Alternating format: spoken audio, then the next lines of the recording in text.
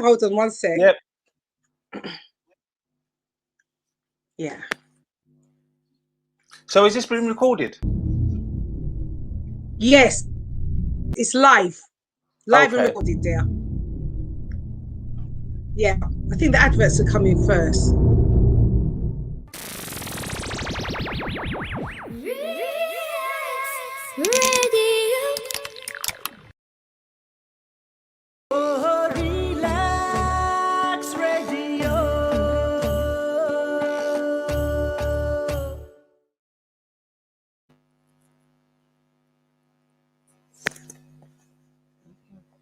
Welcome. I think the adverts are on now. Okay. Yeah, I'm just getting you connected. Garri, you have to bear with me. I'm still very new to Yeah, this, yeah. right? That's okay. She's saying Bear start with me. talking. Yeah, okay, cool. I can't So see I you, can but only I'll see see you you. soon. I can only see I you can't on see screen. I can't see myself, Okay. but I can see you. And I can't see you either. I don't. Okay. Man, So I'll okay, disappear then. okay. Let me just. Oh, here we are. Oh, yes. Yeah. Here we Lovely, are. lovely, lovely, love you. Thank you for joining me this morning, Garri. I'm very, very grateful. My pleasure. So let me give an introduction of who you are firstly. Right. Okay. Welcome to the GodessJezzy Show. And today my first guest is Garri with Arri Holness. He was an accounts executive in the city. Was you? Yep. Yeah. I've been there for 20 years, 20 plus years from different account agencies. And yeah, I've been there for a long time. Okay. All right. We're going to get in all to that. I'm just going to do this intro and then we're going to take the parts. 20 plus years. So until the London bombings on the 7th of July 2005, where he suffered multiple injuries as well as the amputation of his left leg below the knee. Thank you. Thank you. Thank you. All I can just say is thank you. I've been looking forward to speaking to you so much, honestly. So let's start. Let's start from the beginning. Tell me about yourself. Tell me who you are. Who is Garri? All right. All right. Where do I start? Let's start from. I was born in Lambeth. Ah. I grew up around Cowley Estate. Okay. In Brixton. My family then moved to Stockwell Park Estate, also in Brixton. I grew up in the 80s, and I look young still. I'm telling you. Let's start for the 80s, you know. Right. I grew up in the 80s. So I kind of grew up under the Margaret Thatcher government. Ah, yeah, yeah. And that type of thing, the National Fronts, mods, and all that type of thing. I grew up under. Yes. And as a kid, you get pulled into things sometimes you don't want to get pulled into. So I went through that as well. I'm not going to deny that. Yes. But I would always hold my hands up and say, you know what, that's part of your life. You just have to accept it and keep it moving. I'll always remember my mum kind of like I left school with qualifications. So I wasn't silly. I didn't bunk school or anything like that. I was a very good student at school. Did you not? Yeah. That's good. Yeah, I was a very good student. But I remember my mum saying to me that I had to go to college. So I went to college and studied accounts, business management, and those type of things. Yeah, at a young age. That, Garri. Yeah. Did you do an AAT in accounts? I done an AAT. I did the AAT. So did I. Yeah. Oh my God. Yeah. Yeah, I've done an AAT in accounts. So what I college done did that. you go to? What college was it? Did you go to Brixton College? Brixton College. Oh, I don't know where that. Do you know South London College back in the day? Where's South London College? It was on the hill up towards the big yellow is there now. What's it called? Norwood, West Norwood, Knights Hill. Knights Hill. Way back in the day. I know what you're talking about. I know what you're talking about now. Yeah. But do you remember where the fridge is in Brixton? Yeah. When you go straight up there, when you go straight up, keep going straight up, and you get to Brixton College. Straight up. Yeah. It was a hidden. Was it hidden back in the day? Yeah, it's kind of off. Yes. Yeah. Yes, a hidden one. Yeah. Sorry, so viewers, but I had to get the moment. Right. Sorry. So I done that. And while I was doing that, I had a friend of mine who was in a casting agency, 2020 casting agency. So he was telling me, he was telling me to get involved in it, because when I go into organizations, they always say to me, you shouldn't be here, you're too live, because I do accounts, and accounts is a boring job, isn't it? So people have said to me, you're too lively to be an account, you shouldn't be here. So I was kind of pushed into doing like casting work, various different casting agencies. So I would say my biggest claim to fame was working with Elijah Wood in a movie called Green Street. I've also been on EastEnders. I've also been on EastEnders a couple of times as a extra. Yeah. Was that in the 80s? No, Green Street was done in. We don't call them extra. We don't call them extras no more. Okay, right. We don't call them extras no more. It's called supporting. Oh yeah, I was a supporting actor. Green Street, Elijah Wood. Yeah. Yes, supporting actor. Yes, thank you. Right. Yeah, Green Street. I think I've done in 2000. We're having a lag. Yeah. 4 or 2005. 2004, because the premiere was 2005 and I couldn't go to it. So I done that. I met some great people there, lovely people. So that was part of what I've done, like a lot of fashion shows when I was younger as well because of my height. So I've kind of been a bit mixed bag. How tall are you, Garri? How tall are you? 6'1". 6'1". My son's a tad bit taller than you. Oh well. Okay. Yeah. So I've done like fashion shows. I've done casting. So I kind of like we're a product of our environment, so to speak. And I grew up in a concrete jungle. Yes. I didn't know any better because I've had my peers around me that were doing things, and it was like, whoa, my gosh, I want to be like them. And then as I grew up and I started to mature, I started to see different avenues for me. So I kind of went into those avenues, so to speak. And like I say, I was working at a company called, I shouldn't mention the name, but I was working at an advertising company in Holborn. And I used to go to work. I used to go to works from 9 to 5. And I used to be at work at like 8 o'clock in the morning and not leave until like 7, 8 o'clock because it's accounts. And sometimes I need to get the balance sheets done properly. So that was where the way I was. And I constantly done that over and over again. Unfortunately, in 2002, my mum had a stroke, a severe stroke. It ended up in a nursing home. It happens, doesn't it? It ended up in a nursing home. So what I done was like I went to work from like 8 to 5, 6 o'clock. Left from there, went to my mum's nursing home, kind of washed, cleaned her face, plait her hair, exercise her foot, and little things like that. Constantly, every single day, and on a week, every day for about an hour after work, hour and a half. By the time I got home, it was time to go to bed. And on the weekends, I used to spend the weekends with her because you only get one, mum, you know. And I remember, I remember a nurse telling me once, she goes, "You're here every single day." I said, "Yeah, because it's my mum, innit?" She goes, "Well, people usually come here, put their parents in and leave them." I said, "Well, not me. I only got one mum." That brought tears to my eyes to know that people actually do that. But each to their own. True, I don't know the ins and outs. So So are you the only child, Garri? Sorry to interject. Are you the only child? Now I've got two bigger brothers. I'm the baby, the wash belly. You're the baby. Oh. Yeah, I'm the baby. I've got two older brothers and I've got a sister in Jamaica. Yeah. Okay. Yeah. So with regards to going to work and coming back from work and visiting my mum and helping mum out on the 6th of July. It was the 6th of July. Yes. I walked into mum's nursing home, and when I walked in there, she looked so peaceful because I'm a flippant type of person, happy-go-lucky, so I'm always joking around. And I see my mum on the bed laying there. She looked peaceful, and I thought, I'm not going to play around with you today. I'm going to leave you alone. But as I walked in there, she laid on the bed. Something just said to me, just stay there for that little while longer. So I put my sports bag down. I looked at her, and then I walked over to her. I remember brushing her eyebrows and kissing her in the middle of her, kissing her in her third eye. And then I stepped back away, stayed at the door for about 5 minutes. I just started studying the whole surroundings, the curtains, the chair, the feed that she's on, because she was on a feed that was connected to her stomach. So you could hear it going, and I was just transfixing everything for about 5, 6-7 minutes. And I'm not usually like that. But you know what they say? When things are going to happen to you, the universe knows. Yeah, it knows.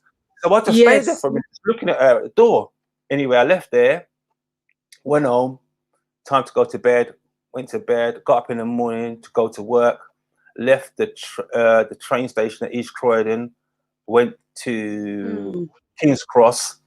When we arrived at King's Cross, it was a hot day. Hot day it was. And when I got into King's Cross station and I went downstairs, it was packed, and I'm talking proper packed. It was hot and packed. What I didn't realize is that from King's Cross to Russell Square is only one stop, so I could have walked. But I went underground. The first trains come, and it was packed. And I thought, I'm not even going to try and squeeze into there. The second trains come now. I've made a spot in front of the in front of the platform, and I thought, okay, I'm going to catch this train. So the trains come. I was about to board it, but a woman's jumped in front of me. So I just patted her on the back, said, "Have a nice day, love," and she went. The third train's come, and I thought, I've got to catch this train to get into work because I'm an early bird at work. So trains come. I've got on the train. I put my sports bag down on the floor. I held onto the bar in front of me, and it was light. I can see it's light where you are at the moment. It's light ram, so it's light like it is at the moment, and it changed from a scene within 30 seconds. I can feel people gathering around me. Obviously, it's getting packed again. But something told me again. My spirit told me to step back. So I was holding on to the rail, and I was close to it. But my spirit said to step back, so I stepped back from it. So there's a little space in front of me. Don't ask me why. Spirit again tells you to do things. Then it was light like it is at the moment, and then it went from a light scene like it is at the moment to like a rave scene where it's pitch black. There's sparks now and again, and there's smoke everywhere. I remember it vividly. And it was like 30 seconds. It was like 30 seconds. The train started moving, and as it got into the tunnel, I saw a flash in front of me. And I thought it was a carriage in front of me, not realizing I'm in the last carriage anyway. But I thought it was a flash in front of me. Oh my God. And then after I saw the flash, what was going through your mind? What was going through your mind when it was happening? What went through your mind?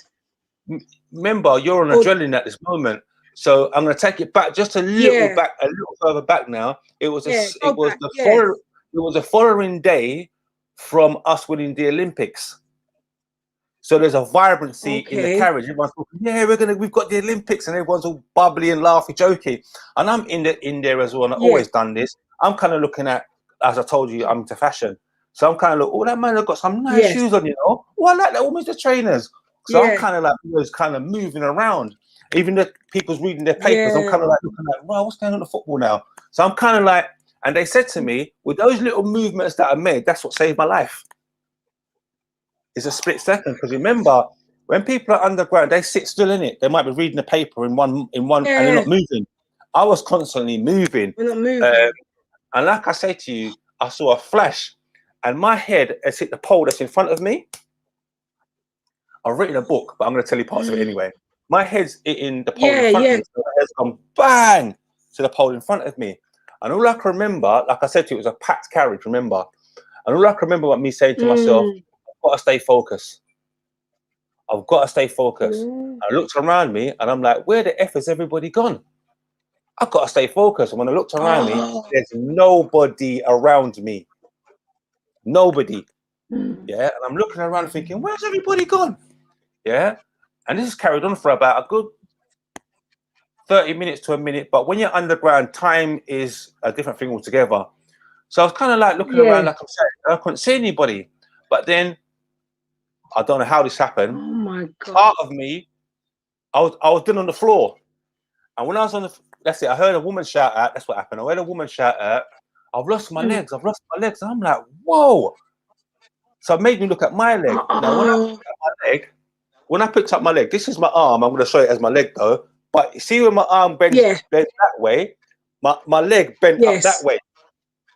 yeah, it bent in a completely way that it's not supposed to bend. I'm like, whoa. But what happened is that I'd lost a shin on my left side, and all that was holding my foot together was the skin at the back. So again, me being my flippant self, I shouted across, "Don't worry, love. I've lost part of my leg, but we're going to get out of this." And then I remember a young woman underneath, I always call her my guardian angel, and she was walking around trying to help people in an underground. And I remember saying to her, "If I ever say that I'm going to fall asleep, please slap me," because I didn't want to lose consciousness. And there were 3 times when I was underground that I felt like I was losing consciousness, and she slapped me and kind of got me back up again. And while I was underground as well, I had like a chain around my neck, and on the chain. We'll hold it there. We're gonna go for a break. Don't. Okay. Yeah, we're gonna go on a break. Hold it there. Yeah. Okay. Oh, we'll do. Right. Lovely.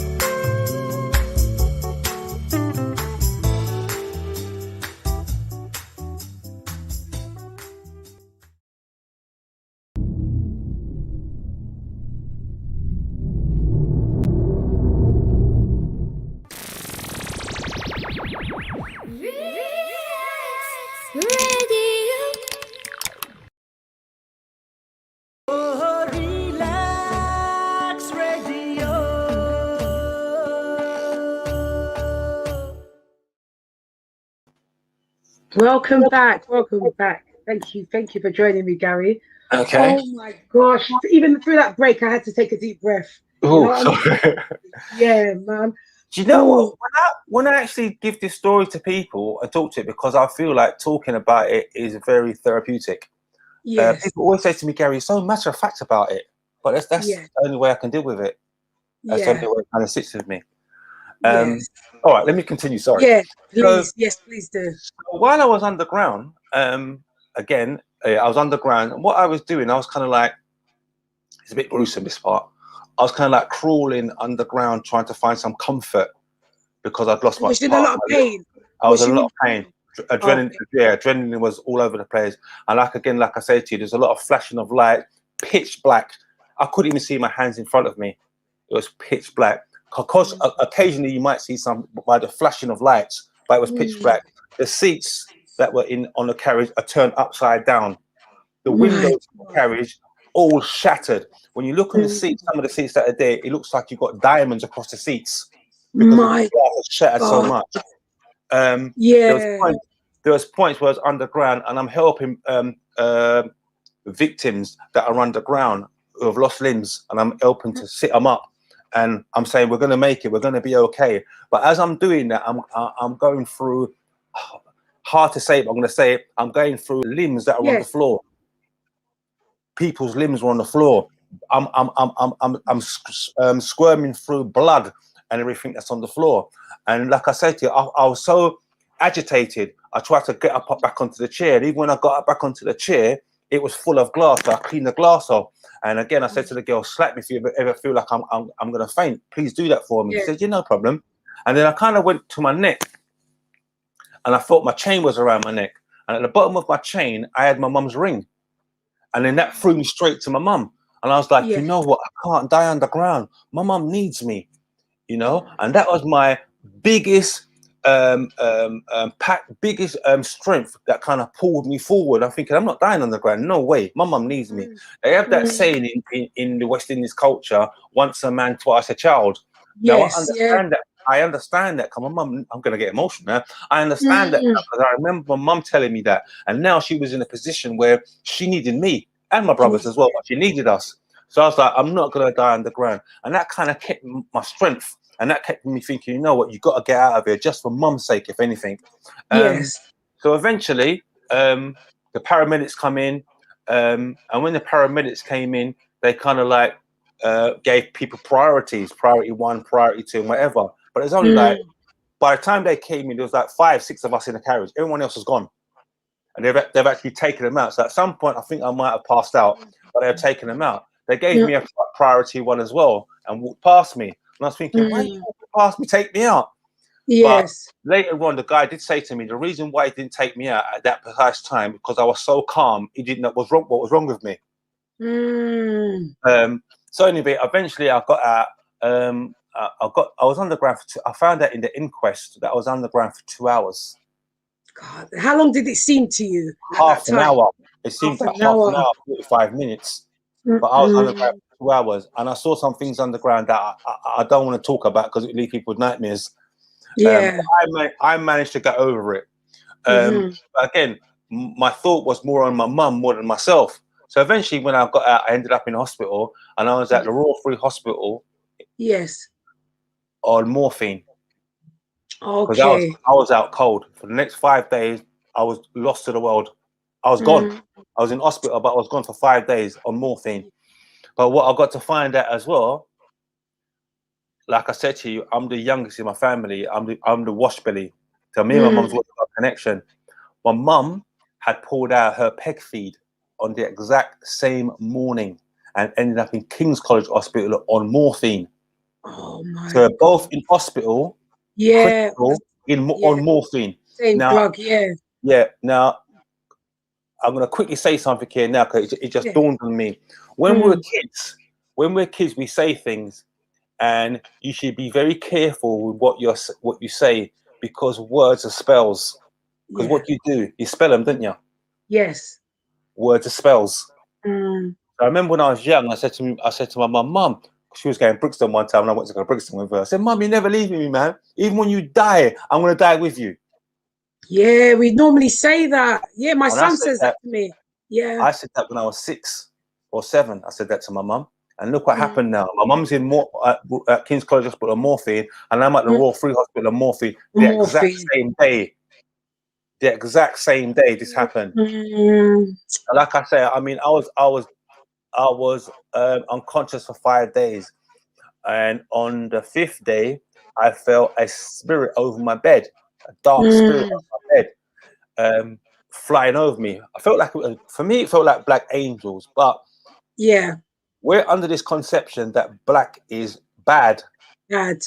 Yeah. So I didn't really want to talk about it. I just said I saw angels over my bed, but they were black angels flying over my bed. And the angels were saying, "Garri, get up. Garri, get up." And I was like, "Whoa. Garri, get up." And I kind of like that because it sounded like my mum. Yeah.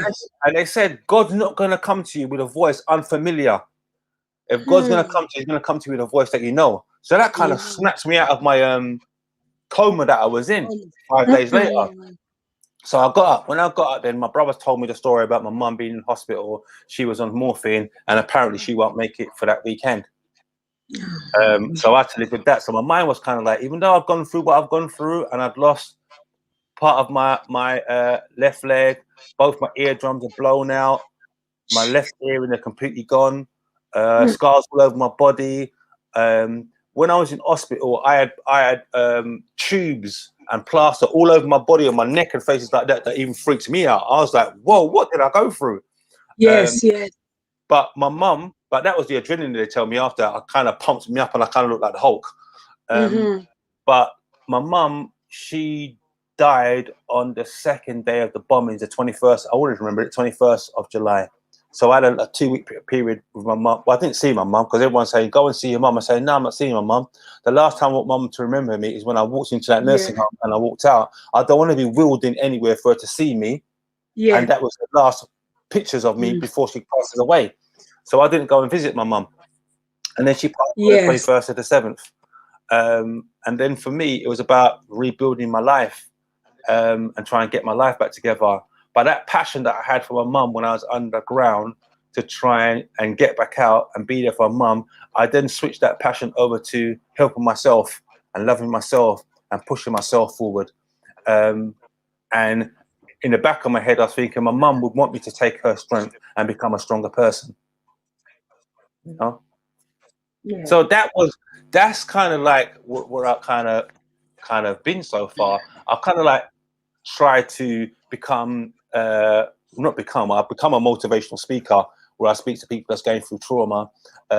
People have called me that are going through very different types of how can I put it, problems with their boyfriends or their girlfriends or whatever the case may be. But because I've been through what I've been through, people kind of draw towards me because they see that I've got a balanced view.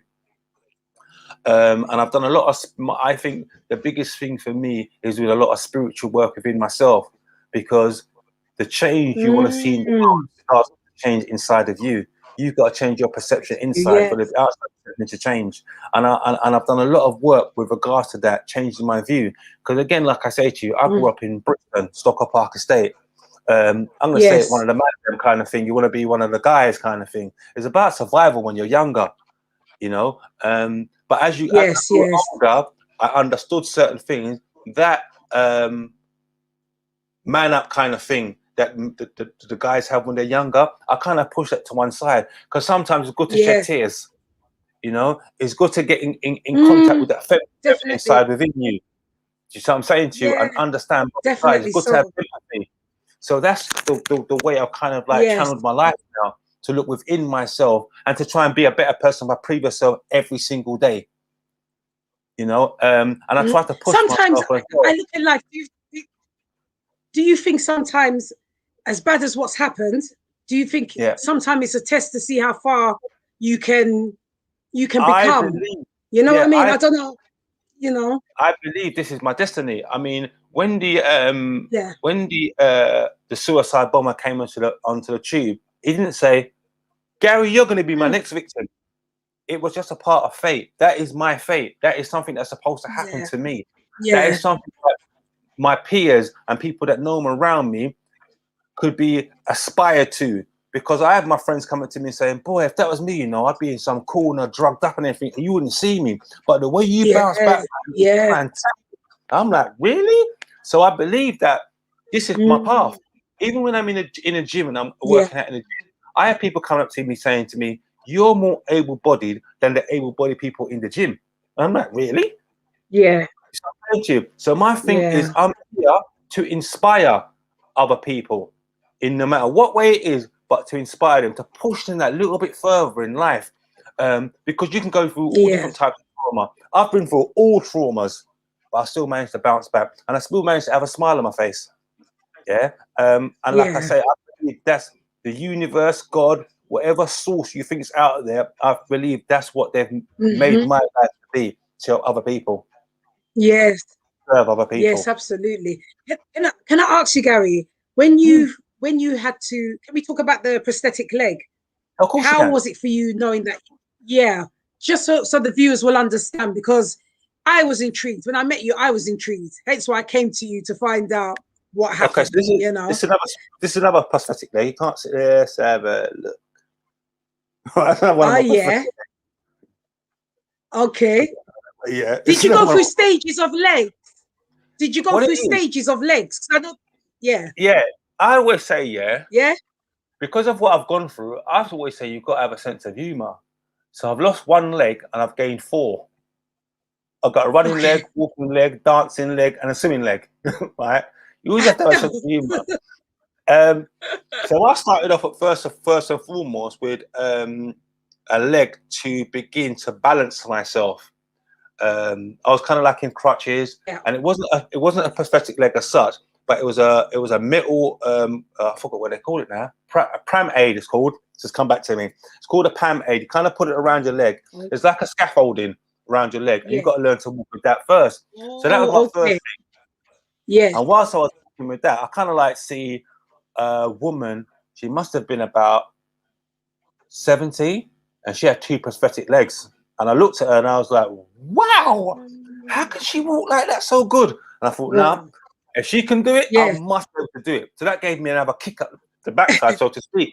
Because I was, the place where I was depression. I'm not going to run away from that. I was depressed. I went for a lot of emotions on the down scales of emotion, grief, all those emotions that are low. I went through them, and I'm gradually bringing myself back up again. But I gradually done that because I've kind of got I can do anything kind of attitude. And even when I was in a walking school and I'm walking around, I can see people looking at me, and even the walking school doctor saying to me, "You walk really well." Okay, we're going to use Garri as the example. So they started using me as an example of how to walk better. So it went from a normal walking leg to another walking leg, and then I had a running a running leg that had a little curve in it, because I said I was going to run a marathon. So they gave me but I didn't end up doing the marathon. I just wanted a curvy leg. I just wanted to be fashionable and have a curvy leg, right? And is it balanced? Is it well balanced? Is that because I've seen them and I've always thought to myself, it seems not so It's well balanced, and I've got 2 of them now. I've got another one. I've got one that's a running leg, but another one that's a running leg stroke walking leg. So it does a combination of both of them. I wear that in the summer and I wear it to the gym. Because that one's curved. It's curved, but then it's got a flat bit at the bottom. Whereas I got the ones you're talking about are just curved. That's it. Curved, and that's it. But this is curved. I've always wondered how with a back. Okay, so you can balance and walk with that. I can balance on that. How did it feel when you first put that on? Your first walking leg. How did you feel mentally? How did you feel? If you can remember so far back. Do you know what it is? I have to be honest with you as well. It's how did I feel? I felt progress. I think is the best way to say it. I felt progress. I felt independence, and I felt this is the beginning of your new life. So that's how I kind of felt. Because when you're saying that to me, although I'm able to walk, it's still a mental thing. You know what I'm saying to you? Mentally, I'm still going through that trauma. I remember about, and this is like, this July would be 16 years. I remember it'd be about 10 years ago then. Yeah. My girlfriend said to me, "You've lost that spark in your eyes." I'm like, wait, I remember, I'm saying 10 years ago. I had my walking legs long before that. But she said, "You lost that spark in your eyes." Like, what are you talking about? You lost that spark. So I ended up going to see Maudsley Hospital, seeing a doctor. And we kind of went through things and blah, blah, blah. It kind of made me realize again. So it's an internal thing that you have to deal with within yourself and make sense of what's happening around you. Hence the reason why I wrote the book. Excuse me. So I can piece together the puzzle. I want one, Garri. I want one of them books. Definitely. It helped me piece together the puzzle. I'm telling you, I can't lie to you. Right? It was about piecing together the puzzle and having a better understanding of what I actually went through. And also there was times I can look back and think, wow, look how far you've come. You know? But that's the all on your own with this. On my own, All on your own. On your own. Yeah, because again, I'm going to be honest with you. I went for a point where I was boosted kind of thing by the media. Oh, Garri, what a lovely guy. Fantastic. He's an inspiration. It was reverberated because I said that I forgave the bombers straight away. It reverberated around the world. I got letters from Germany, Italy, Spain, Yeah, you said that publicly, isn't it? It was a public. Yeah. I remember. Yeah. I remember. I got letters from all over the world telling me you're such an inspiration. You've helped me along, because I was doing like interviews on the BBC. Because there was progress, and this guy is such fantastic, and the rest of it. Now, hold it there. I'm going to go for another break. Hold it. I'm going to go for another break. Sorry, 1 second. Yeah? It's all right. Oh dear.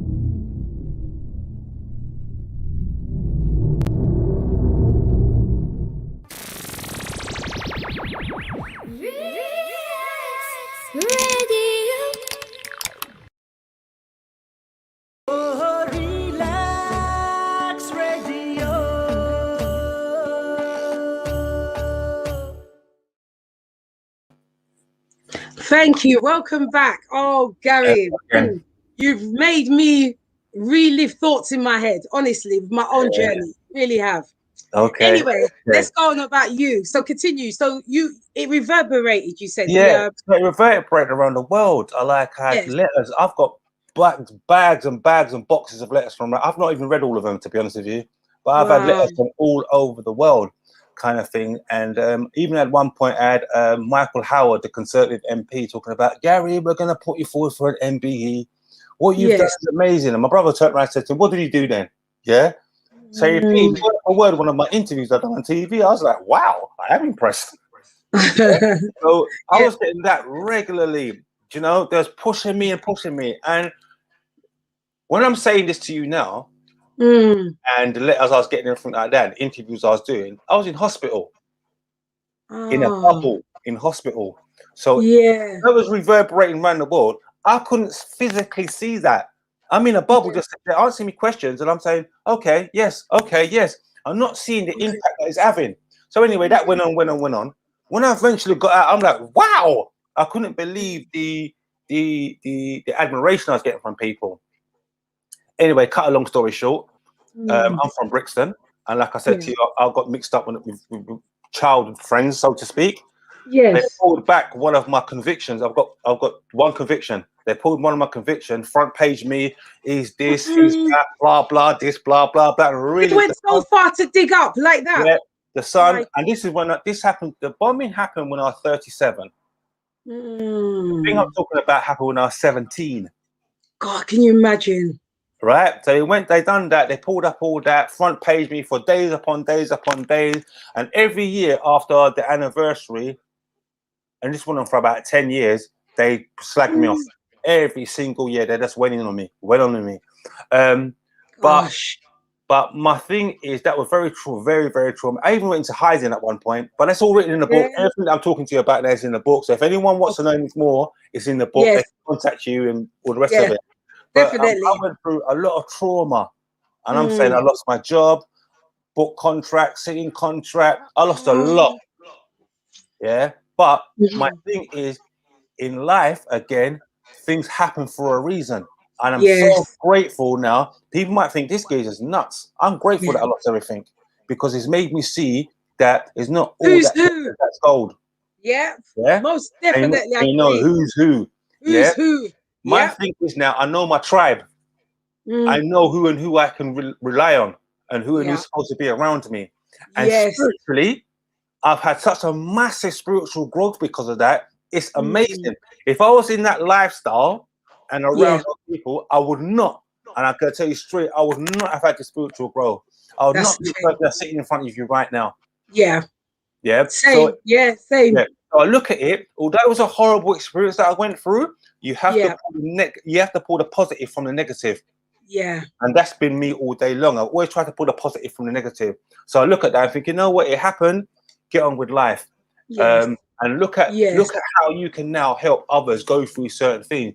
Like my conviction was based on a thing called joint enterprise, which means you can be somewhere where something's happened and not be involved, but you can still be found guilty because it's called a joint enterprise thing, right? So my thing was, I was bringing that information to the younger generation, letting them understand, you know what, bro? Even though you say you didn't thump that man in his face, you was there when it happened, and police can arrest you as well, and it could be done for joint enterprise. Now they're like, whoa, I didn't know that. I said, yeah, be wise. So my experience now, I'm using the negative of my experience in a positive light to help the next generation or to help anybody around me, just to see the light. Yes, that's what's needed. Yes. It's such a funny world out there. Again, like I said, words are very important, and it's how you use words. And I didn't know that. We didn't. We used to throw them out. We're not media trained. Yeah. Yeah, we used to throw them out.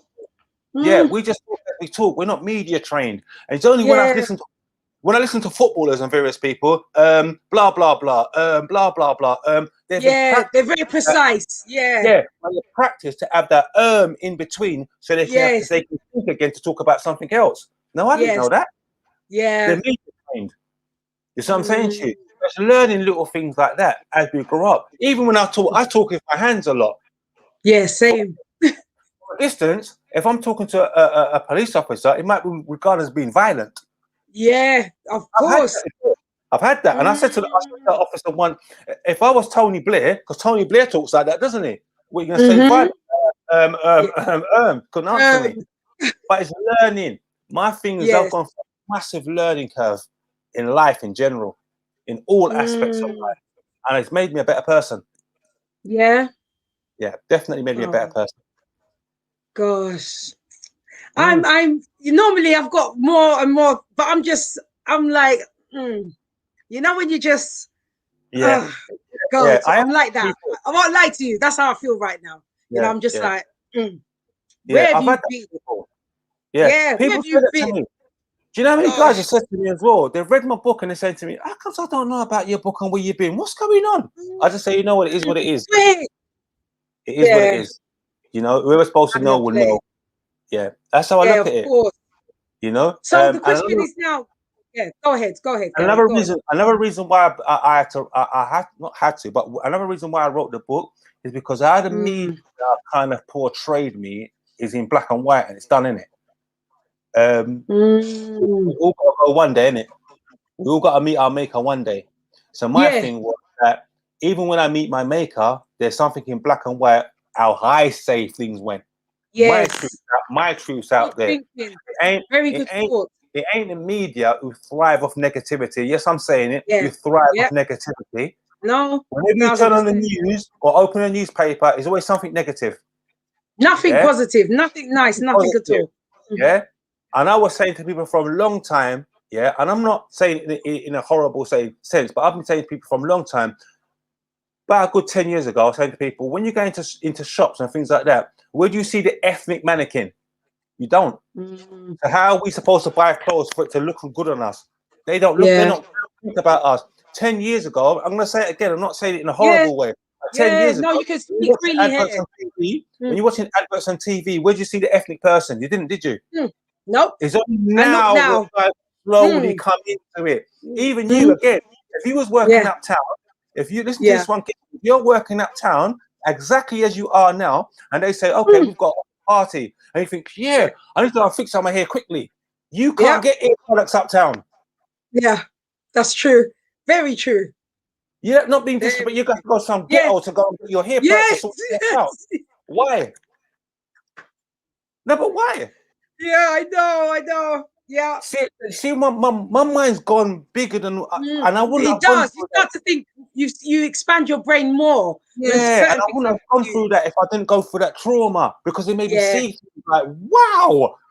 That's why I believe sometimes these media people, they want to talk to me because they know that I can see through them now. Yeah. They thrive off negativity, and I think it's horrible. Even though I was doing when I was doing the BBC documentaries, they were saying to me, we've never had so many audiences, Garri, until we've had you. I can't believe it. I'm like, why is that then? They goes, because you're like an American. I'm like, why is that? Because in America, they push positive information to lift people up. When I was on TV interviewing me, I was lifting people's spirit up. They all lifted. And then they want to fight, then they want to switch now and go back onto that. On one thing from way back. Mad. And they know the thing is as well, they knew the truth, but they switched it. I had a reporter coming to me and say to me, Garri, I know exactly what happened and it's wrong what they've written because I've gone back into the files in 1985 and it didn't happen the way they said it happened. Let's write your story now. I'm like, no, thank you. Because what it is being called cherry pinching, which means say, like underneath your thing, it says every Wednesday at 10 a.m. Yeah, their cherry pinching should be at 10 p.m. So they're taking out certain words that fit into their agenda. That's what I'm getting to understand now. And when you get interviewed by certain people of the media, they already have an agenda. Nothing's from a pure heart. No, there's something behind closed doors. And then they'll cut out certain words and section of what you said to fit into what they're saying. So when you I didn't say that. But I've got a friend of mine, good friend of mine, who was very close to Tony Benn, the MP. And Tony Benn always said, whenever you do an interview, always record it. And I've always recorded my interviews now. Because I don't want to turn around and say, you said blah, blah. I said, well, I've got the original interview here. What are you talking about? It's best, Learning curve. Life is all about learning. Yeah. So, Mr. Garri, I want to ask you some question. I want to give you, I've got 1 to 15 questions. Wow. And you need to pick. But I'm giving you 5. Yeah, number 1 to 15, and you can pick 5 out of them. Okay. What number first? I think wisely. 3. 3. Yeah. Mr. Garri Holness, are you sure you want number 3? Yeah, 3, man. 3. Yeah. Okay, 3 is this. What are you scared of? And why? If there's anything you're scared of. But hold it, think of it. So I'm going to go on a break. Yeah, okay, okay. Think of it, Okay, I'm going to the break. Okay. Good question. Yes, think of it. Has she done the break yet? Okay. Do you know what? Has she done a break? She hasn't done it yet. Okay.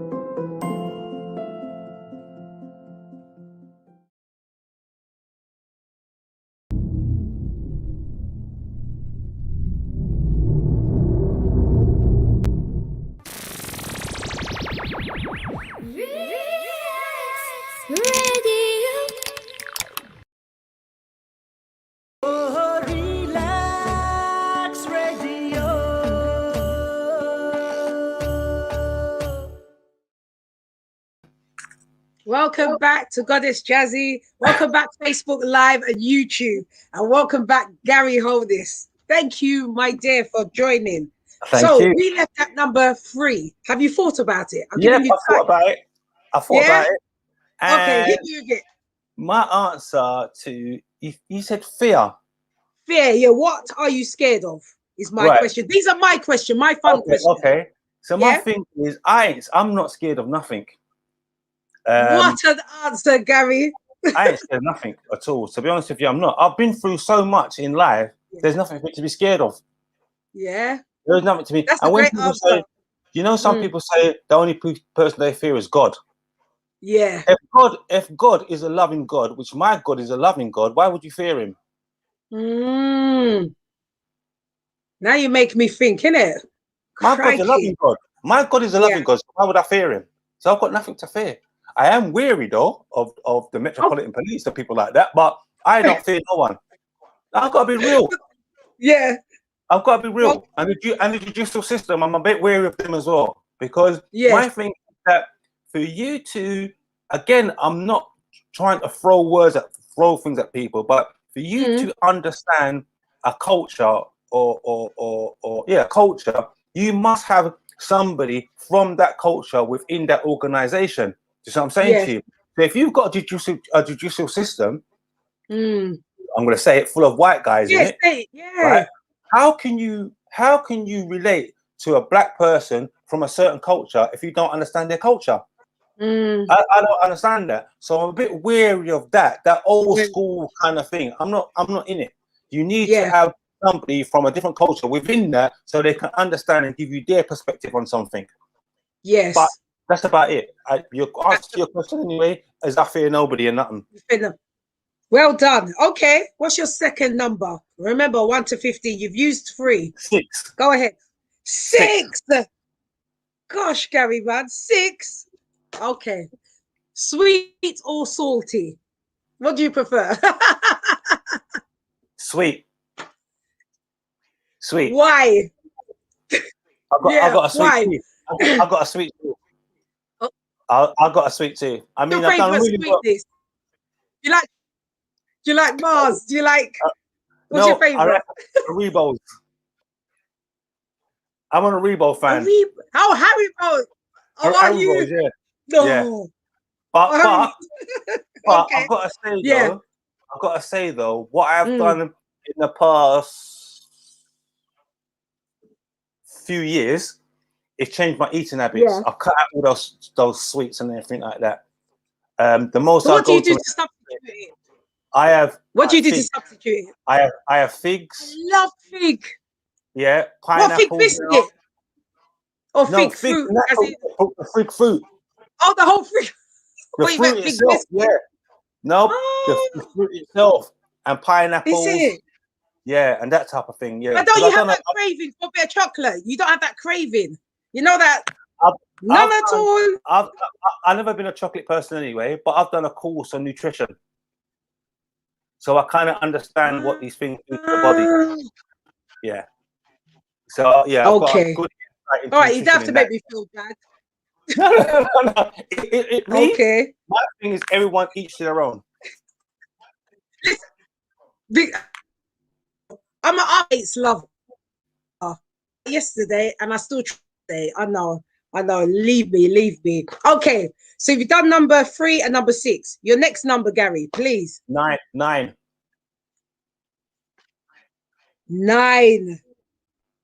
Well, let me ask you. So, Garri, do you prefer cash or card? I know I make it sound real scary, but you know it isn't. I'm a cash man. Cash. Yes. Yeah. Thank you. Yeah, I'm a cash Thank person. you. Oh, that's lovely. You're a cash man. Good. Same here. Same here. Okay. What's your next number? 18. Oh, then what is numbers between? 1 to 15. Oh, 1 to 15. And the 18. Oh, I went to 18, innit? 1 to 15. Let's go to number 7. Number 7. Okay. What's your favorite country and why? Where have you been that you really enjoyed? And did it impact you? Was there anything that you took from there? All right, so let's go slowly then, yeah. I've been to Spain. Yes, let's go slow. And I love Spain because I think the vibe is, for me personally, because I went to San Pedro. For me personally, it was lovely. Okay. So I like Spain. I like the environment of Spain. Yeah, kind of like relaxed. That's one. Yeah. Jamaica, obviously, because that's where my family's from. But when I went to Jamaica, I had a better understanding of my mum and how my mum had plants in the house and done certain things. So it gave me a better understanding of my mum, a deeper understanding of my mum. And I love Jamaica. My sister's out there even now. I say my sister when I was there at one time. Beautiful country. I love it. But also, I've been to Egypt. And when I went to Egypt, I have.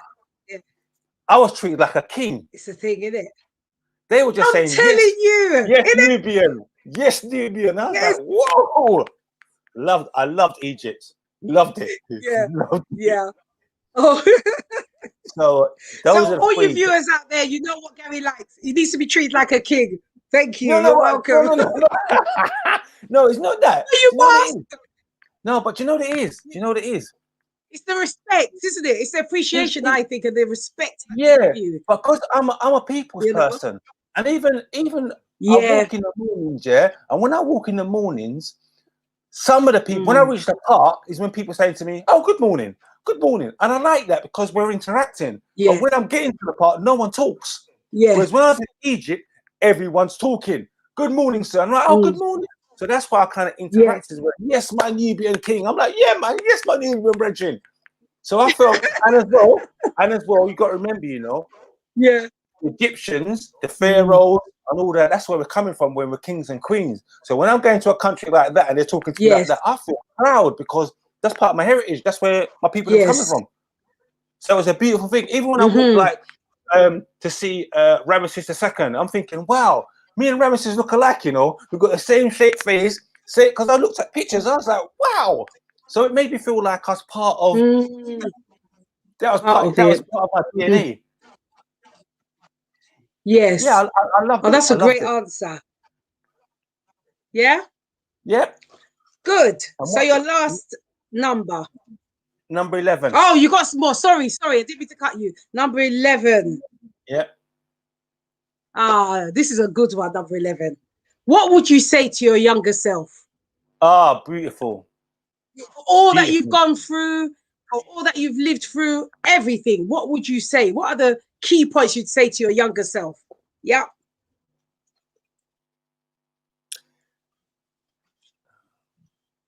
First and foremost, I would tell my younger self that life goes on. Life goes on, and you're going to experience a few things in life that would alter your life, but always have in mind that life goes on and you will get through it. No matter what happens in life, you'll come out the other side. It's just an experience at that precise moment in time, because it's like with regards to frequencies, and we all go through frequencies in life. And my thing is, when I bring that to the table, is that you're never always going to be 100% happy. You're never always going to be 100% sad. You're never always going to be 100% angry.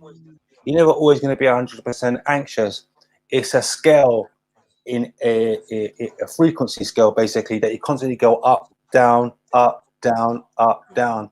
And I'm a strong believer that we are spiritual beings having a human experience. Yeah. And within that human experience that we're having, I always say that. Yeah. Within that human experience we're having, I say the same. The learning curve. We're having the human form. Yeah, absolutely. Yeah. Do you believe that we should have been taught certain things that we were taught? We should have been taught spiritually as well. I wasn't taught spiritually. 100%. I had to learn it myself. Yeah, I had to learn it myself. That's what I'm saying to you again, in terms of where I could have gone in terms of where they was pushing me, kind of thing, society. Yeah. I wouldn't have had that spiritual background. But because they took the ladder away from me, so to speak, it allowed me to get that spiritual side of me. And I do believe that that spiritual side should be taken into schools and places like that. I think kids should meditate. Yeah, of course. Yes, you know? indeed. I think kids should meditate at a young age.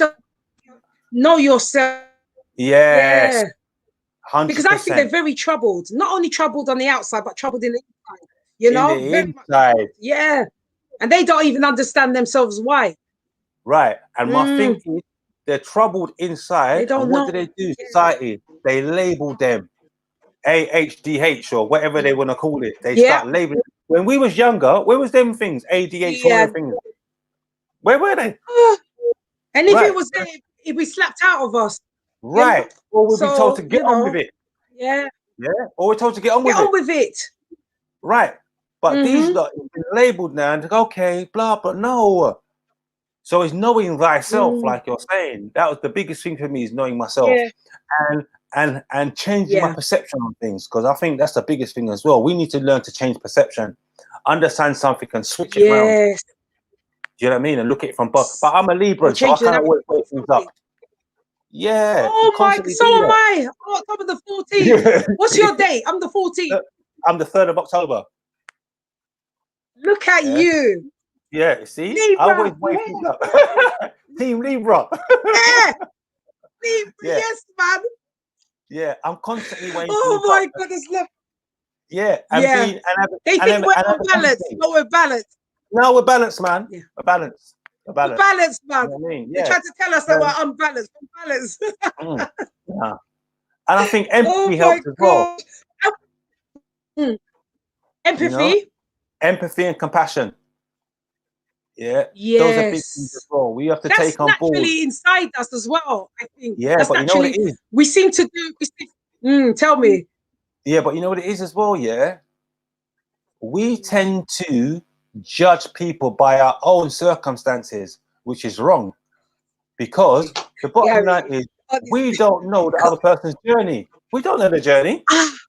So how can we then project our things onto them? We can't do that.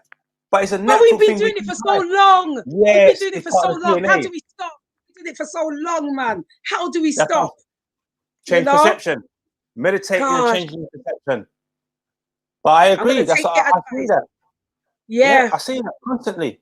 And this is what I'm trying to change. It's like sometimes when I'm out and about and I see a couple of the man them, screw face kind of thing. I walk to yes, King, you're right.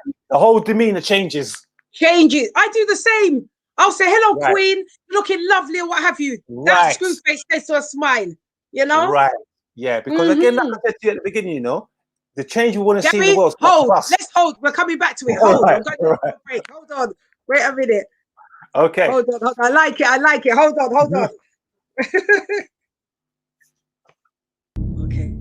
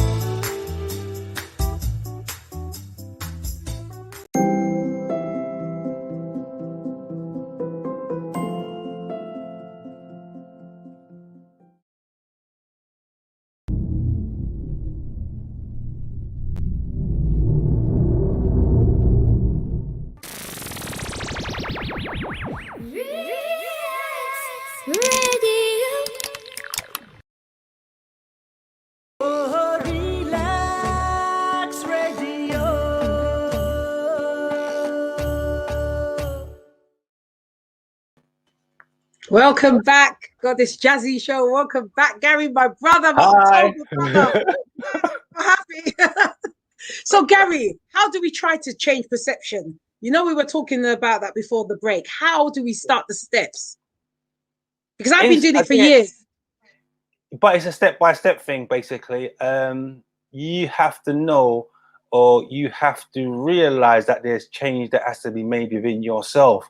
Basically, as well, we're part of our environment, like I'm saying. Sometimes you have to pull yourself away from that environment, because that environment is narrow-minded and only thinking in one certain way. You need to pull yourself away, and that's where I get into meditation, you know, and meditate and have my own thoughts, you know, and things become clearer for me. My spiritual teacher, this is slightly something different, but my spiritual teacher gave me a DNA meditation to do. And basically what that does is go into your DNA and changes your DNA and cleans you up a bit. And the reason why I've mentioned that is because I used to have psoriasis. Okay. I said I used to have psoriasis. Yeah. Going all down my right leg, on my elbows, on my face, my hair, all over me. I had psoriasis. And that's basically something to do with the trauma that I was going through as well. And this is a part, again, of trying to understand yourself. And I knew that that was part of the trauma. So anyway, with regards to this DNA meditation, I went into my DNA field, so to speak. So I went into the cell, went into the membrane, went into I forgot what I called it now, but I went in that way anyway. So I ended up on my DNA strand itself. So there's mini me going into my DNA strand, and I was cleaning my DNA strands and everything like that. In the meditation, I'm doing this. And while I'm meditating, something come to me about virgin olive oil. Organic virgin olive oil. So as I come out of the meditation, I thought, you know what, let me try this thing. So I started taking it. Within 2 weeks, my psoriasis cleared up by 50%. Now, I've had psoriasis for near on two decades. And all the doctors do is give you creams and ointments to suppress, not the word, to suppress. I know. The word suppress is a very important word as well, you know, because that's what we tend to do. We tend to suppress a lot of things that happen to us instead of going to the root cause. That's why I mentioned the word like that, to suppress it. And that went on and on and on. I thought, I'm fed up of suppressing this, you know. I want to go in on it proper. So again, like I said, with the DNA meditation that I've done, the olive oil came to the fore, and I've used that, and I've not looked back since. I've got no psoriasis on my body whatsoever. I would never have known you had it, because look at you. I would never have known. Thank you. And that just goes to show about knowing thyself and understanding thyself. And that's how far I went into myself to understand myself and to change my perception on things. I'm thinking, okay, yes, I have psoriasis. Perception change. Yes, I have psoriasis. Yes, they say it's related to stress and trauma. Yes, they say you'll never. When you read up about psoriasis, they say you'll never get rid of it. It's an autoimmune disease. Read up about it. That's what it always says. I've done a lot of research on it, so I know what I'm talking about. And I had that information all in front of me, and I'm like, I'm still not having it. My spirit was telling me I'm not having it. We are our own best doctors. Nobody tell you anything different. I thought I'm not having it. And since I've been taking, like I'm saying, I've got pictures that I'm going to put on my Facebook sometime in the next couple of weeks' time. Because what it was, because I'd done it and it was working for me, I thought, you know what? It's January when I have the explosion of psoriasis all over my body, cold periods. So let me wait. And I've done this in August last year. I thought, let me wait until January comes and what happens. Nothing's happened. Wow. So I'm like, okay, so it does actually work. So your inner self is telling you this. My inner self telling me this. That's what I'm saying. We get messages. We get messages from sorry, I'm not going anywhere. Don't go nowhere. I'm not going anywhere. I'm going to show you something, but I haven't got it here with me. But we get messages. We get messages from the universe. It's how you interpret the messages. I've got a book by a woman called, I was looking for it, but I can't find it. A book by a woman called Inna Segal. Right? And it's basically about the language of the body. So if you've got like a twitch in your eye, it means something. If you've got a pain in your knee, it means something. Understanding the body, knowing thyself, because the universe talks to us. We have the universe within us, and it's talking to us. So again, like I say, it's about changing that perception of yourself. It's like someone said to me, I was watching something the other day, and they said, when you see a bird fly past, how do you know it's a bird? That's because you've been told it's called a bird. As you know, it's not called a dog. Change your perception. You've got to see things like you need to see it. Do you see what I'm saying to you? It's hard to do, but you need to, not you personally, but what people need to do is step away from the environment that they're in and find time for themselves. That's the way, I believe, to change your perception. Find time for yourself and analyze things in your way rather than being spoon-fed. Cold way, and I think it's important to have me time. Yes, that is 100%. Just have your me time. Nothing around you, no computer, no nothing, no nobody. Just if I didn't have me time, I would have been polluted by the people around me and the environment around me, the TV and everything. You get polluted by things around you. So you need to switch off from that. What I think is happening in society as well is that I agree with that we should have technology, and technology is great, but we've gone so far with technology, but we ain't gone in. We've gone out instead of coming in. Out. But we haven't gone in. We need to come in first, because again, like I say, the change we need to see in the world starts with inside us. For us to see outside. Me and you were talking about before, when I see when a man then, yes, bro, you're right. Oh, all right, bro. It changes their perception. Yes. So we need that change within us. First, accept who we are, respect who we are, love who we are, and bring that forward. I am a thing whereby I try to always come from a place of love. If I'm doing something, I'm thinking, what would love do in this situation? Always try to come from a place of love, not fear. We're not born with fear.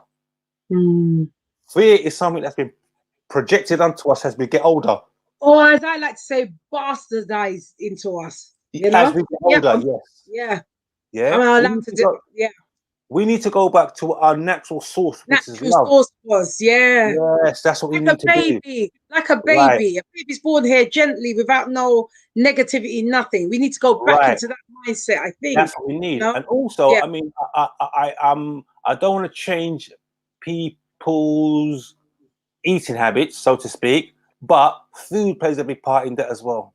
Yes. And why I say food plays a part in that as well, and like, again, I'm not trying to change people's eating habits. Right. So, for example, you've got a cow, and the cow's in the field, and the cow knows it's about to be killed. What do you think that cow's going through? Trauma. Thank you very much. You hit the nail on the head there. So when you kill that cow with trauma in it, because it's traumatized, isn't it? And you're now eating that meat you're eating is traumatized. Yes. What is it doing to your body? It's messing it up big time. Yeah. This is what I'm talking about when I'm saying I've done this nutrition course and everything else. I'm piecing everything together and have a better understanding of myself and understanding what can trigger things in your mind to think in a certain way. Yes.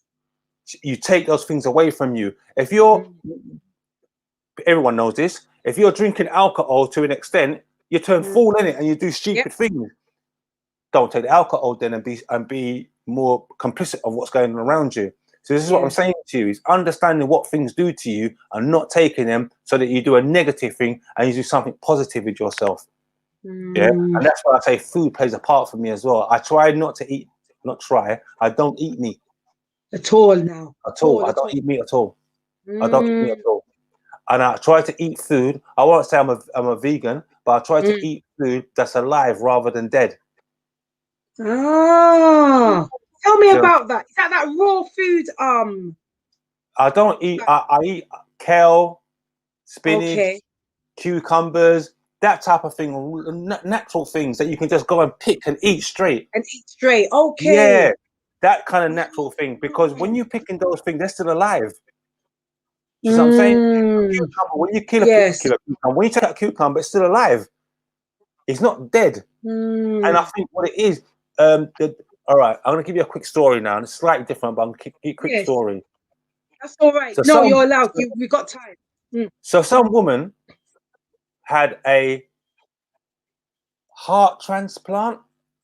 I think she had a heart transplant. She was dying and she had a heart transplant. And after about 3 months or so, she started getting nightmares.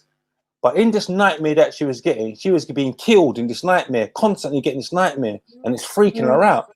So she went back to the doctor, and she was telling the doctor about it and everything like that. And the doctor's like, whoa, really?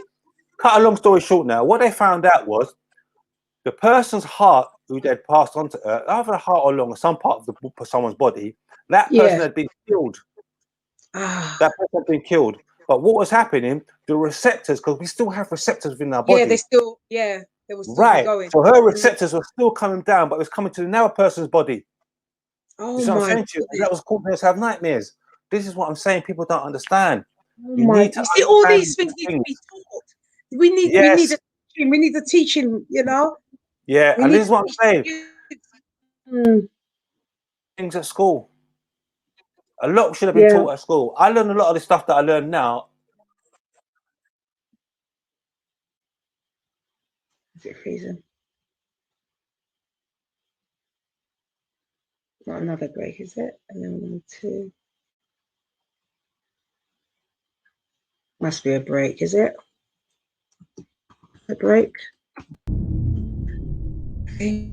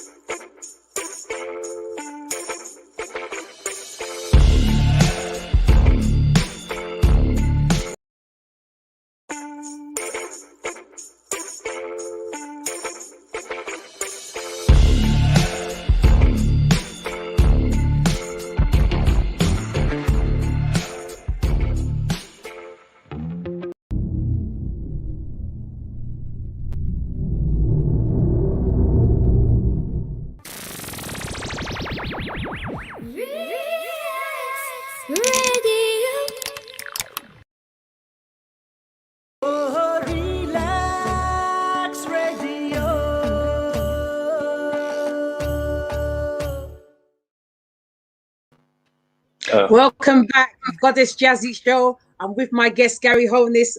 Garri, you must come back again after this. You have to. You must. Yes. Okay. I'm not taking no as an answer. I'm just telling you. You're my little brother. But good, you know what? Good, man, good. I've been thinking what we need as a black culture. We need our own black force. We need our own black school. We need this nutrition. Yeah. We need it because we've been 100%.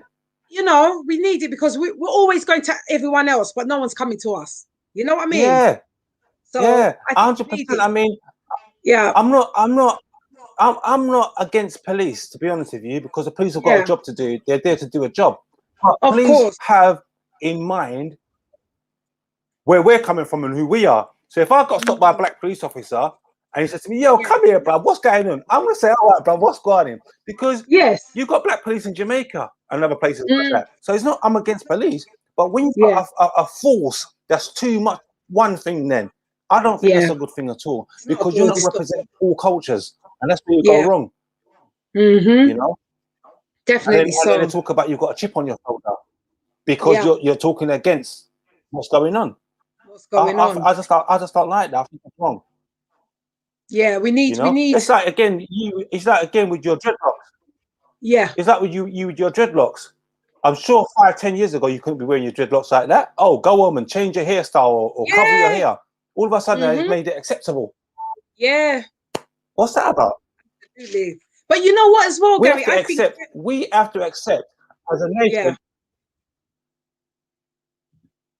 No, I'm saying we have to accept as a nation everyone's differences. Yeah. We have to accept everyone's differences as a nation. Everybody's different.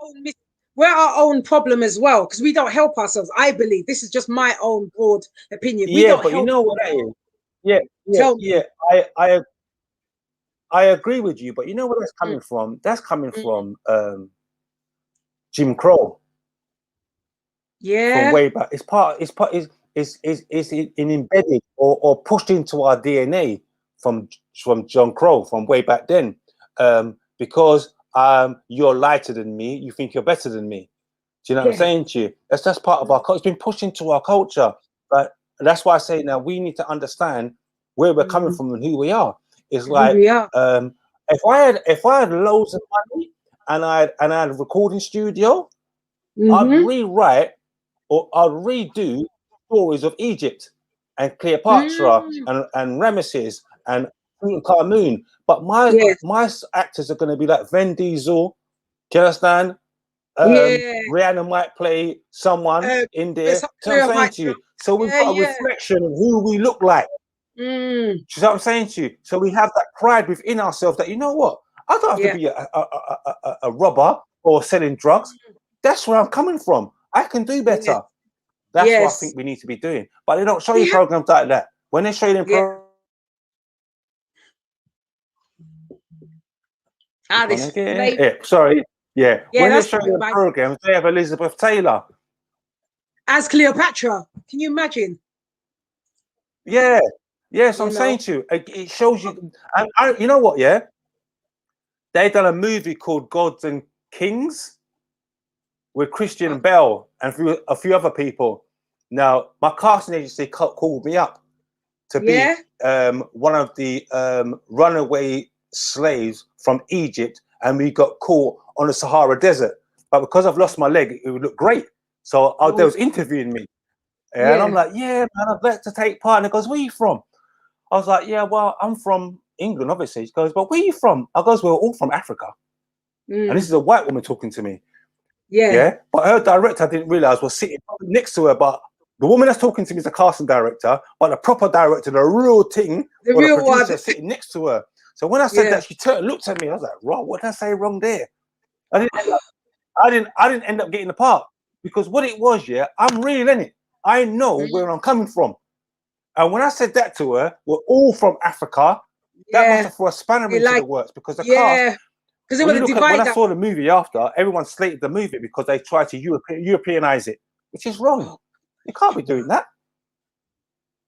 The thing is, when are we going to stand up and say no? When are we going to stand up and say no? What I find with our race, we accept. We're always accepting. We always accept. If you tread up, we accept. We say, yeah, come. The other day I was looking at something. There was a shop that said Afro-Caribbean and Asian food. And the guy was outside, an Asian guy. And I said to myself, we can't do it the other way around. We can't do it the other way around. Can we go and sell other people's food? We can't do it. So why are we still going? And this ain't me being rude to the viewers or anything, because the station that I'm on is an Asian-run station. But we can't do that. You see, we can't open up a shop and say we're selling pure Asian food or pure Chinese food or something. We can't do that. But yet everyone else can do it with us. Yeah. You know? And that kind of ticked me off. I won't lie to you. I was driving past and it ticked me the heck off. Yeah, but you know what it is with us as well, we're funny as beings as well, because if you had a shop and I came into your shop, not me personally, but I'm saying if I came into your shop and you're selling hair product, I'm like, yeah, let me buy that off of you, but give me a discount. Not understanding that it's your business. Your business, yeah, that's true. And that you've paid a certain amount of money to go and get them products to go in there to make the money. So if I come in there and give me a discount, how many other people are going to ask for a discount, which means you're going to lose money? But all I want when I go into my own shop, that's the perception we have. Whereas if they've gone into an Indian shop or a white person shop, you get It's an inbred thing. We need to go within and understand that. Like I said to you, the change we need to see in the world starts with us. With us. Yeah. But we need to have that change. Because again, if you go into a white person shop or Indian shop. Yeah. But the thing is, our customer service isn't good. Oh God. Garri, do you know the amount of times I've gone into a shop and I've walked out and said to them, you know what, you're just too much. And I've walked out because I said, you don't need to be this rude. Yeah. Do not bring your problems to the shop. Do that. I can't, I'm not having it. You know? But when does it stop? When does that stop?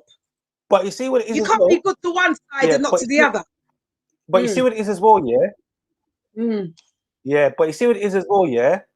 I hear what you're saying, and I agree with what you're saying. I think it's wrong. But again, they're a product of their environment. So the people know that's West Indian shop, so to speak, they might be from Jamaica or something like that, where it's at a slower pace. Yeah. Remember, we're in England, our pace is fast. Like this. Yeah. We go in there, we want it to be like McDonald's.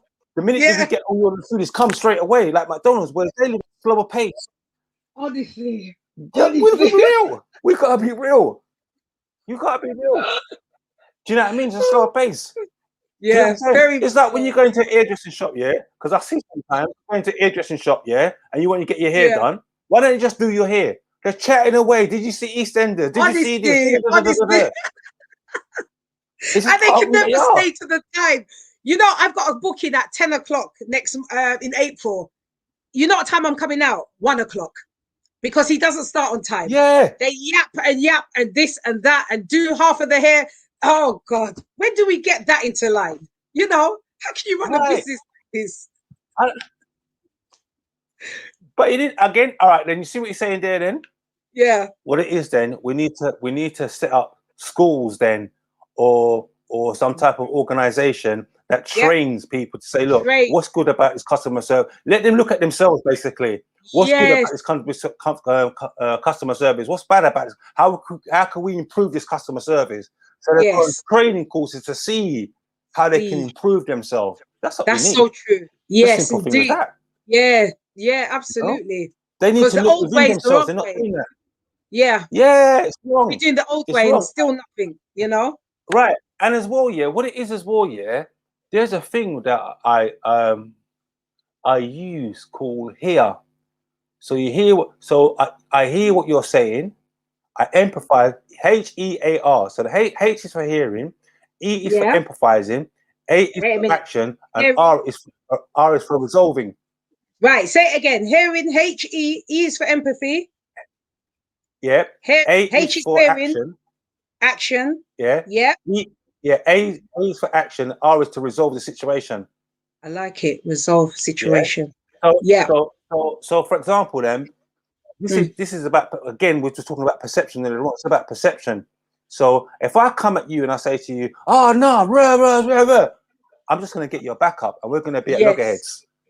Definitely. So if I could change my perception and switch it and say, you know what, I hear what you're saying.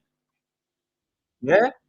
I empathize with what you're saying about your hair and getting the hair products and things like that. I get it, man.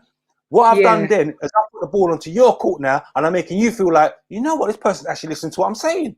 That brings down your shoulder.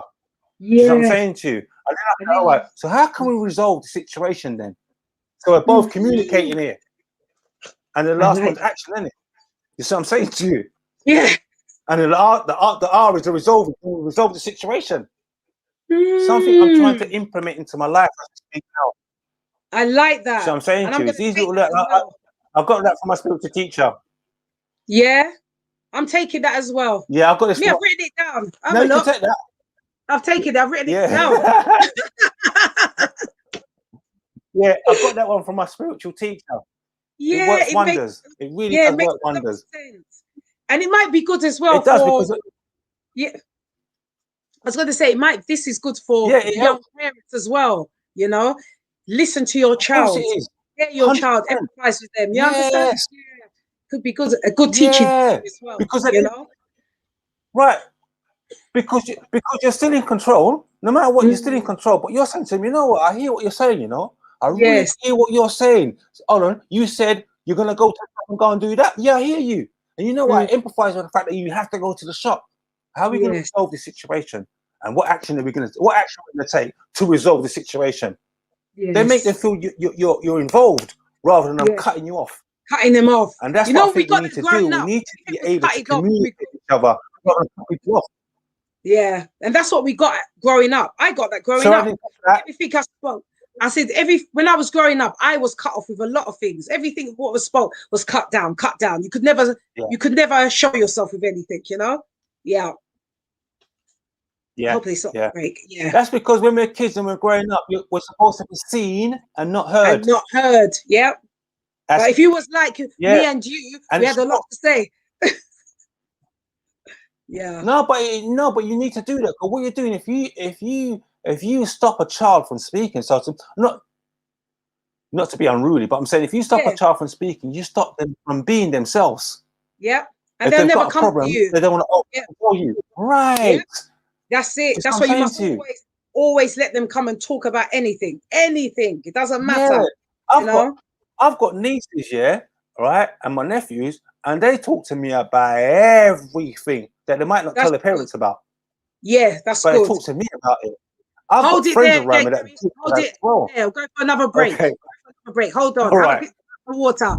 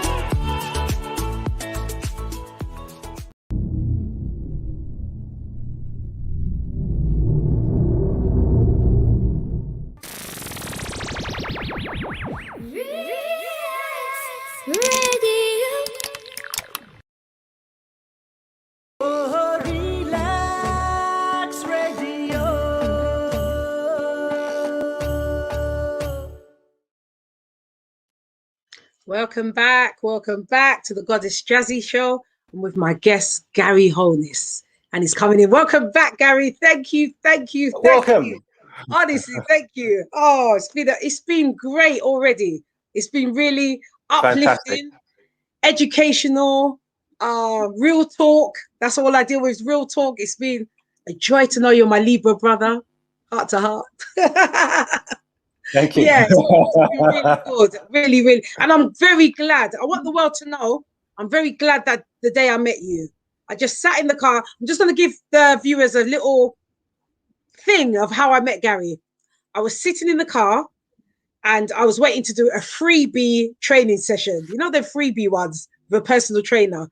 I saw Garri there and I saw him sitting, I think, and he had his leg out. And I was so intrigued by what happened. And I went across to him and I asked him what happened. And he's here today and he told us his story about it. And I'm so thankful. So thankful. So I hope you no problem, man. It's good. I heard it. I'm so glad. Really am glad. And I hope this ain't going to be the last time you come, Garri. You have to come back again. You understand? You must. You have to. Yeah. Okay. Again. And I have to see you so I can get my book. Don't think I've forgotten. Oh, anyway. Okay. Yeah. Yes. Yeah. So I want to ask you a question. You probably you covered it, but I just want to ask you broadly. What is the biggest misconception about yourself? With everything that's happened, what is the biggest misconception? Okay, definitely. Yeah. Just inbox me, Instagram, and I'll send it to you. Okay, good. What's it gonna? Oh, it's gone. Hold on, Garri. Is the internet going? It's not a break again, is it? No, mine seems to be okay. Oh,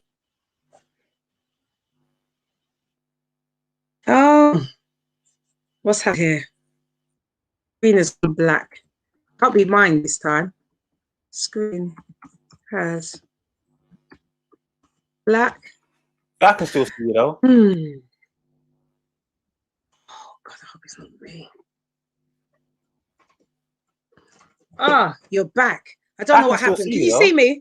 Oh, you can hear me. I can see you. I see you. I'm glad, okay, man. stop now. So can you hear me? I can hear you. Oh no. Yeah. Can you hear? Good. Yeah. I can see you. We're back. Yes. Okay. So I was saying, oh yeah, there's a question I wanted to ask you. You probably have covered it, but I just want to reiterate it. What is the biggest misconception about yourself? You're starting to crack up though. Did you hear? Oh no. One sec. Let me see. You know this internet service ain't no joke. Hold on. Keeping it real. I've got plan very cheap. Can you hear? Now I've gone. I can hear you. I can hear you. I can hear you, but you seem to be frozen on the screen. Can you hear me? I can still see you. No. I can still see you. Yeah, but you know what? Sometimes your voice goes like a Dalek and I can hardly hear you. Oh, how is it now? I can still see you. I can see you, but then your screen's frozen now. Your screen's frozen. It's frozen. Oh. Garri, bear with me. From time to time, it'll come back, but then it'll freeze again. Okay. All right. Just because I haven't got your expensive internet service. Well, all right. I can see you. Yeah. You know, Garri, I've replaced it. All right. We don't have like what you've got out there, right? All right. So this is a question I wanted to ask you. You know, I know, innit? Old BT. Move. Okay. Anyway, what is the biggest misconception about yourself? That's just a question that was given to me to ask you. If there is. Biggest misconception about my... If there misconception. Is. Misconception. Yeah, I don't think there is a misconception. Someone just sent me a question. No. I love about Libras. No, I don't think there's a misconception. Yeah, I am. Yeah, I am who I am. Good. And I think people see that. That's good. I think that shines through in me. I think it shines through in me. I am who I am, and I think that's why people tend to be drawn towards me, because I am who I am. There's not a misconception about me.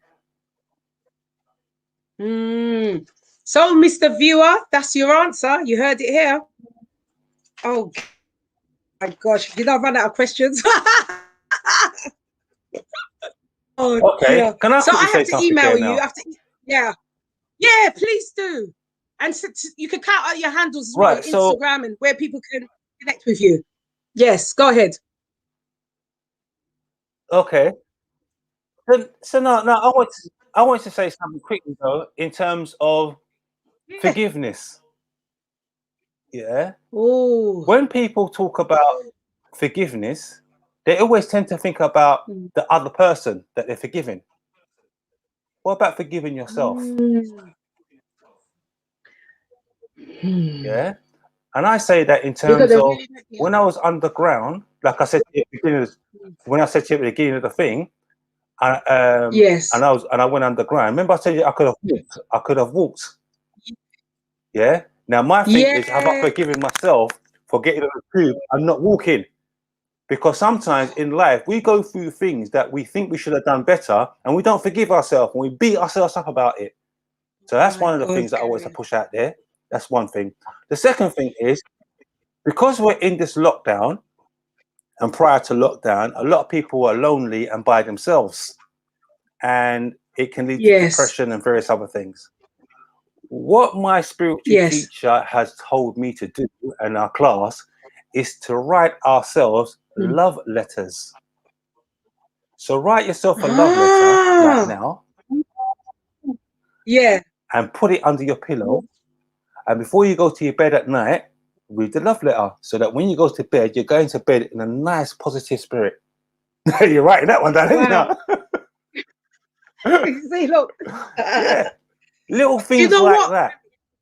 That is beautiful, You and know, something to you've help said. lift your spirit and lift who you are. Yeah. Yeah, I know. You know what you've said? You said something that's just hit home to me. You know, you talked about forgiveness, forgiving yourself. You just spoke about, I hope I haven't frozen. Can you hear me? Yeah. You've hit a nail on the head for me, because when I was diagnosed, I never forgave myself, because I said to myself, I should not have went to work that day. You understand? For years I've been saying, maybe if I didn't go to work, this would have happened. You understand? But you've just hit that on the nail just now and brought it right back to say to myself, I've not forgiven myself. Yeah, I know. Right. And there's a lot of people, not just you, there's a lot of people that's like that. Forgiveness is the way forward. But you have to forgive yourself first. I remember when I first said that to someone in a talk. Yeah, this girl was in tears because she thought, I never thought about that before with my boyfriend. I never thought of that. And it's true. You learn to forgive yourself first and foremost. I blamed. What I done is I blamed. Well, blamed. What else can I throw at you? Organization. Yeah, and see? Oh my God, Garri. I blamed a lot. True that. Man. I never ever looked at myself. You've got to do that, man. And gratitude is another big thing as well that people overlook. You know? Why are you going to be grateful to be alive? Grateful for your health. I am. As soon as I open the front door, I'm grateful. Tears. Look, I got eyeliner on. Look, you make big tears now. Yeah. Oh, gratitude. Yeah, I'm always grateful. Gratitude. Keep it coming, Garri, man. Keep it coming. Gratitude's a big one as well. That people kind of throw that away. Gratitude is very important because you need to be grateful for things. I mean, like I said to you, I lost one leg and gained 4. I'm grateful for the fact that I'm still alive. Grateful for the fact that I've got 4 legs. Grateful for the fact that my earrings are coming back. The little things in life is what bring you up. And it's about, you understand me? Yeah. Man. So I'm saying to you, another thing as well, is find the reason to go on. Main thing as well. Yeah. You've got to find a reason to go get on with life. And my main reason was my mum. How small. That was my main reason. Yeah. That was gave me the strength. And then that passion changed into, you know what? The same passion I was giving my mum, I'm going to go and give myself now to lift my spirit and lift who I am as well. Yes. Yeah. When you feel that you've got a down day, you've got to keep going. Another thing. I'm writing all these down, Go on. Right. That's all right. And even if you've got a down day like you're talking about, it's about knowing your tribe, like we spoke about before, Rand. Yeah. Those who say they're going to do something and actually do it. Right? Because there's a lot of people that I thought would have helped me or been around me, but they weren't there. And the ones that I didn't expect to be there were there. So it's knowing your tribe. And they come in all shapes and sizes. It's true. Did you find in your journey that you found people you've never met that become your friends, or that have I found with 100%. My own journey, I found strangers, those who I thought were close weren't. It's strangers on the street, strangers. Yeah. Listen, my guardian angel is a woman I've never met before in my life. And I've got 2 guardian angels. Another one was a nurse. He's a guy, but he's a nurse in the hospital as well. He's not one of my guardian angels. And I say that because there's a simple reason of this, and you'll understand this.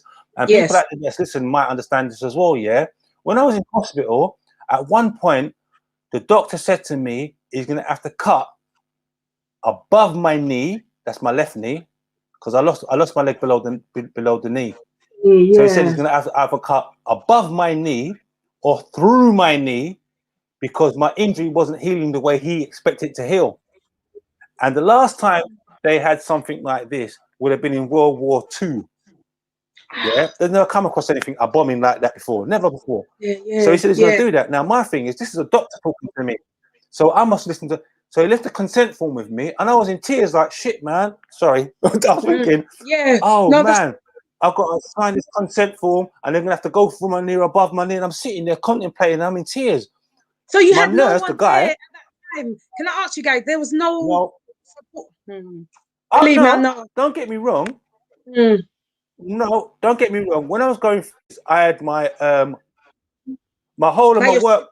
people when it was there, and my family was there. But there's certain times in the hospital that you can't be there. Visiting time people are there, but there's certain times you don't want to be there. Yes.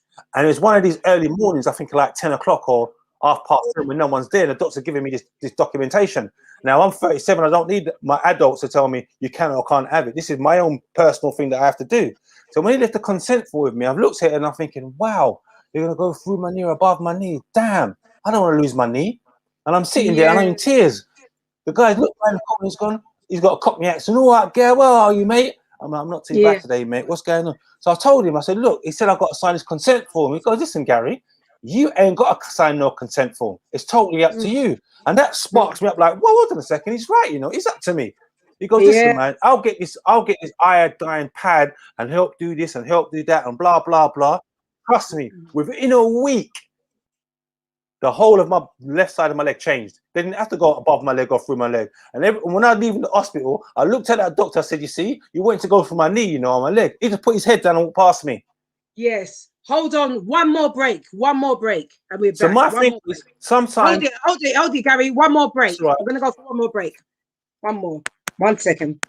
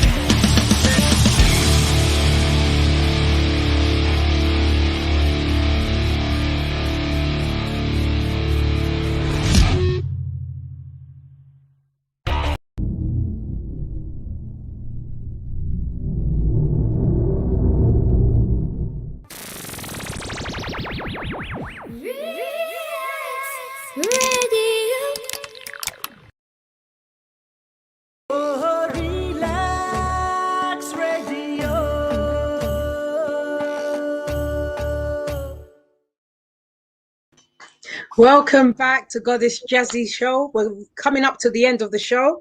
I'm with my lovely guest, Garri Holness, and we're going to continue for the last 30 minutes. Yes. Thank you again, Garri, for joining me this morning, waking up early on this sunny day, telling me your journey, your story. It's been a joy. It's been very uplifting. It's been tearful. My eyeliner was running, you know, and it's been a joy. Honestly, it really has. Yeah. So let's have our few minutes and continue where we left off at the point of where were we? At the point of what? We were at the point of and my knee. The doctor and my knee. So basically, my thing is that in life, God put people in your path for a reason, and that nurse, that guy nurse, was supposed to be there in my path at that particular time. So getting back to what we were saying before, that's not blood relative. That's someone I don't know. Exactly. But every single anniversary or whatever, he's on my Facebook. Wow. I would never leave that guy out. And whenever I talk about, I always mention him and mention the girl that's underground with me and kept on slapping in my face. Those two are my guardian angels, and they're not blood related. You know, these people are outside the circle. And even my spiritual class, I do metaphysics class. I will call them my family as well, because they've seen me at my lowest, and they kind of helped me to see who I really am. and getting to the authentic part of me, you know. So for me, it's a beautiful thing. But for me, like I say to you, sometimes these connections that you have in life are not always blood relatives. You know, not saying my blood relatives are not here for me, supporting me, but I'm just saying sometimes it's not always blood relatives. Yes. You know, that's true enough. Oh, you know, I wanted to ask. So go ahead. I keep butting in. No, you can ask a question. No, before we wrap, That's you know, you said you was talking about music. You done music. What type of music was it? And are you still doing it? And have you got a CD? All types of music. I grew up. Have I got no, CD. not yet. Okay, when you do, remember me. I'm such a beg. Under reggae music. So a couple of sound systems when I was younger, or ran a couple of sound systems when I was younger. Ended up on Cox and sound system with my friends then. Is it? So do you sing? Yeah. Oh, you host? Do you sing? So yeah, I do sing. I'm a toaster. I ain't heard that for a long time. Yeah. Old school. I MC and I sing. You sing? Yeah, I do that. I do both. Oh, Garri. I had a friend of mine. You said that. Now you said that. I've got 10 minutes. Now you've said that. You've got to sing something, you know. You have to. You have to sing something. So I've got a friend of mine, a good friend of mine. His name's Sanjay. Another guy that I met after the bombing. But me and him was tight. Yeah. Yes. And he kind of came around my house and he kind of knew what I went through. And music was therapy for me at that time. So we made music together. He'd been a beat. I said to him, look, you got to look at me like a fresh piece of paper. I don't know nothing. And that's how he kind of dealt with me. And I kind of learned a lot about music at that time as well, the ins and outs of music. And wrote a few songs. One of the songs was, let me see if I remember the lyrics to the song now. Try and remember, we got 9 minutes. So one of the songs was, so one of the songs was this. I might not sing it the way it's supposed to be sung, folks, but it was like, lyrically, you'll understand. So the song was, arguments and quarreling, no, I'm not in. One day ends, another begins. When a chapter closes, another one unfolds, and the show goes on. What gets to me is when people getting knocked back, they think it's over. Hold up, just think it over. Sometimes things can bring you down. Don't take it too hard. Don't think that it is over. No, this is the start. No need to be so negative. Let it go, let it go, let it go. Don't take it too hard. If we all take the same path, we'll end up on the same roads, doing the same old. Why must we follow others' directions when we have our own? Although it may seem to be the perfect situation, feeling rejection's the key, so please don't take it personal. Got to prepare you for what you must have to endure. Living a life you wish to succeed, you know it's capable. Sometimes things will bring you down. Don't take it too hard. Don't think that it is over. No, this is the start. No need to be so negative. Let it go, let it go, let it go. Don't take it too hard. What's one of the songs anyway? So we wrote kind of songs. Wrote a few songs based on my experience and lifting me up and kind of lifting up people around me. That was so nice. It sounds like Donell Jones. Did you see me get just Jesus? Sorry, oh, sorry. Did you just see me? You know, because the tune just yeah. Oh, that was amazing. But lyrically, it's all about. But you sound like Donell Jones. It was all about lyrics for me at that precise time. And it's clean as well. No, it's good. Yeah. Oh, because the guy, he taught me how to sing better than how I used to sing. You know, it was a good teacher for me. Very, very good teacher. Another blessing. Yeah, very good teacher. Yeah. Garri, before I cut you, I've got 6 minutes before my show finishes. Have you got any last moment words that you want to share with the world? Basically, I would say to people to, with what I've told you before around about gratitude, finding your tribe, finding a reason to carry on. Yeah, right. Write a love letter. Yeah. Write a love letter to yourself. Yes. Amongst all that, I would say as well, try to look deeper within yourself. Try to understand yourself more than anything. And don't beat yourself up when things don't go the way they're supposed to go to. There's always a positive within that negative. Yeah, that's basically what I want to go to. And perception. Always try to look at things from a different perspective. It's not always black and white, as I say. There are grey areas.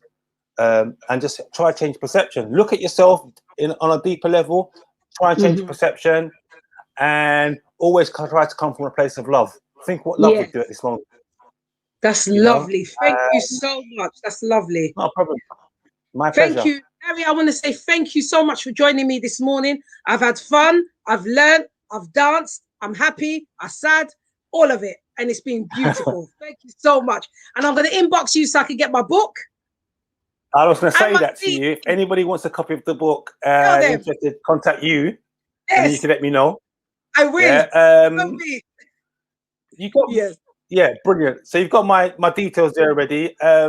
Yeah, brilliant. Thank you very much for your time. I really appreciate it. Brilliant. Yeah, I love it. It was fantastic. Thank you so much. Thank you so much.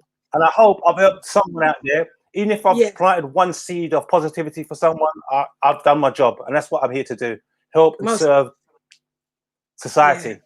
I'm so grateful. So thank you. I'm going to leave you. Appreciate it. I'm going to leave you with a lot of love, light, and peace. Mwah. Thank you so much, Garri. Until I see you again. Take care.